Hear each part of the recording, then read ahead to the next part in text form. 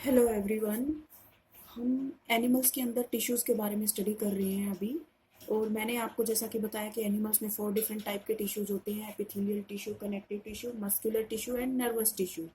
तो हम connective tissue के बारे में बात कर रहे थे। मैंने आप लोगों को कनेक्टिव टिश्यू का क्लासिफिकेशन बताया था, जिसमें मैंने आपको बताया कि कनेक्टिव टिश्यू जो है वो 3 तरीके का होता है: loose connective tissue, dense connective tissue and specialised connective tissue.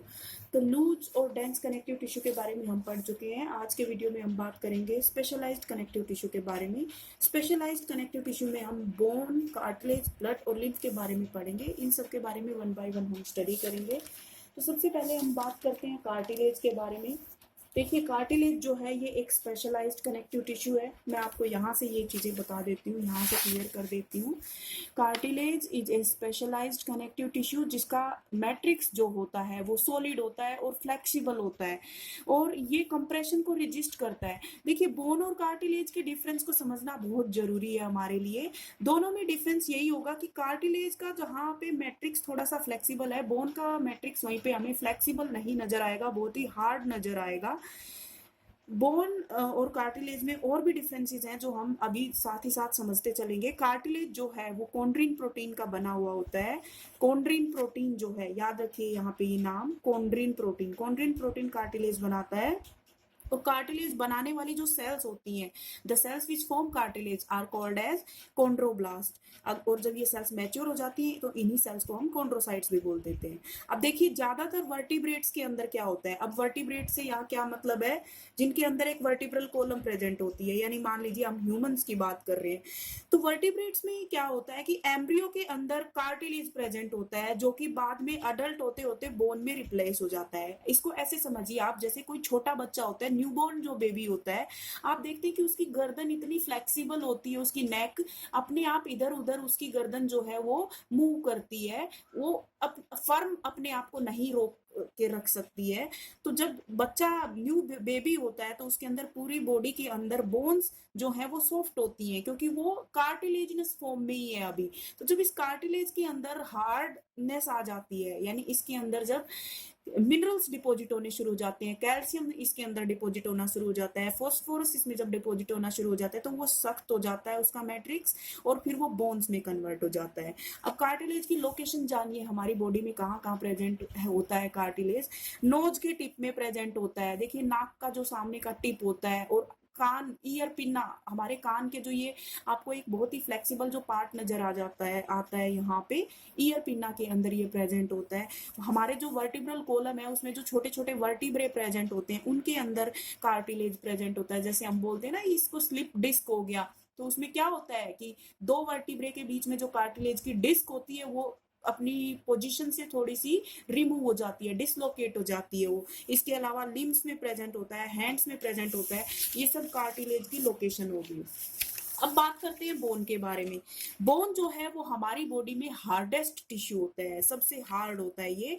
Bone का जो मैट्रिक्स होता है वो हार्ड होता है, सॉलिड होता है, हार्ड होता है, लेकिन ये नॉन फ्लेक्सिबल होता है। जैसे कार्टिलेज का जो मैट्रिक्स था वो फ्लेक्सिबल था, यहाँ बोन का जो मैट्रिक्स है वो नॉन फ्लेक्सिबल हो जाएगा। क्यों नॉन फ्लेक्सिबल होता है? क्योंकि इसका मिनरलाइजेशन हो जाता है, इसमें कैल्शियम डिपॉजिट हो जाता है, और बोन के अंदर कोलेजन फाइबर्स प्रेजेंट होते हैं जो कि बोन को स्ट्रेंथ प्रोवाइड करते हैं। अब बोन का फंक्शन देखिए, बोन प्रेजेंट कहाँ होती है हमारी बॉडी में? बहुत सारी बोन्स हैं, 203 बोन्स हैं जो कि पूरी बॉडी के अंदर प्रेजेंट होती है। बोन्स का काम होता है बॉडी का फ्रेमवर्क तैयार करना, बॉडी को सपोर्ट प्रोवाइड करना, बॉडी को प्रोटेक्ट करना, और बॉडी के जो सॉफ्टर टिश्यूज होते हैं, जो ऑर्गन्स होते हैं, उनको प्रोटेक्ट करके रखना। जैसे कार्टिलेज को बनाने वाली सेल्स को हम कॉन्ड्रोब्लास्ट कहते हैं, उसी तरह बोन बनाने वाली सेल्स को ओस्टियोब्लास्ट बोलते हैं, और मैच्योर स्टेट में इनको हम ओस्टियोसाइट्स बोलते हैं। अब देखिए, एनसीईआरटी ने बोन का एक डायग्राम दिया हुआ है जिसमें लैक्यूने दिखाए हुए हैं। आप एक डायग्राम देखेंगे बोन का एनसीईआरटी में, वो डायग्राम थ्योरी में कुछ भी नहीं लिखा है उस डायग्राम के बारे में, लेकिन क्योंकि वहां पे डायग्राम दिया हुआ है तो हमें डायग्राम को समझने की जरूरत है। उस डायग्राम में यही दिखाया हुआ है कि बोन के अंदर जो है कॉन्सेंट्रिक रिंग्स प्रेजेंट होती हैं लैक्यूने की, और उसमें ओसिन नाम का प्रोटीन प्रेजेंट होता है। बोन के फॉर्म होने की प्रोसेस को ओसिफिकेशन बोलते हैं। इसके अलावा बोन के बारे में हमें और जो जानने की जरूरत है वो ये है कि बोन के टाइप्स होते हैं दो, बोन के दो टाइप्स होते हैं, red bone marrow and yellow bone marrow. इनके बारे में हमें जानना जरूरी है, इनका फंक्शन क्या है ये हमें जानना जरूरी है। पहले बात करते हैं रेड बोन मैरो के बारे में।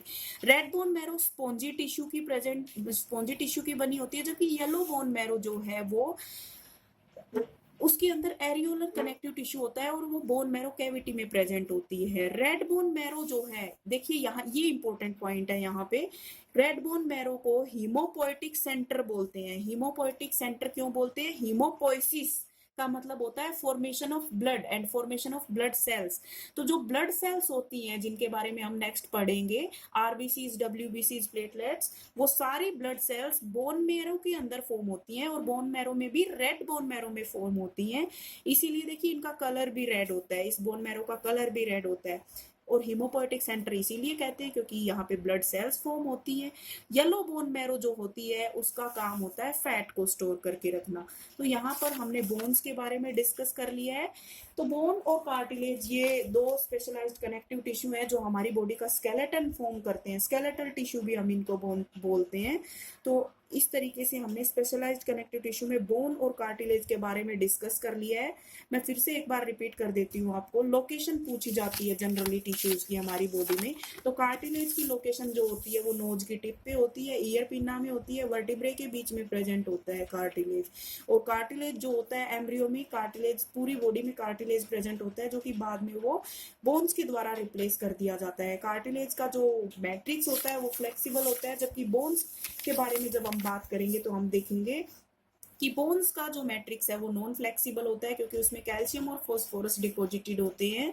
बोन्स जो होती हैं उनका काम होता है बॉडी का फ्रेमवर्क तैयार करना, बॉडी को सपोर्ट प्रोवाइड करना, बॉडी के इंटरनल ऑर्गन्स और टिश्यूज को प्रोटेक्ट करके रखना। एक और इम्पोर्टेंट पॉइंट मैं आपको यहाँ बता देती हूँ, जनरली क्वेश्चन पूछा जाता है, बहुत सारे एग्जाम्स में मैंने वो क्वेश्चन देखा है, मेनली एनटीएससी के एग्जाम में वो क्वेश्चन आता है।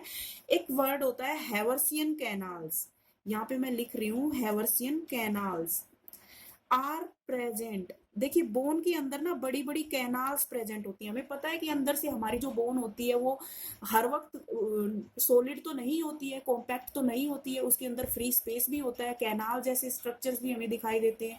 तो सबसे बड़ी जो कैनाल्स होती हैं बोन में उनको हैवर्सियन कैनाल्स बोलते हैं।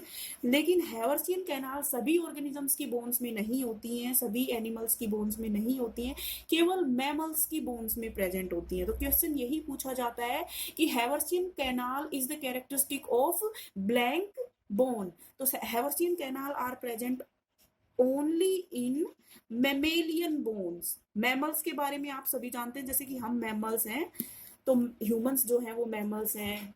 मैमल्स की बोन्स के अंदर हैवर्सियन कैनाल्स प्रेजेंट होती हैं। तो यहाँ तक ये मैंने बोन और कार्टिलेज के बारे में आपको बताया। नेक्स्ट वीडियो में हम ब्लड और लिम्फ के बारे में स्टडी करेंगे।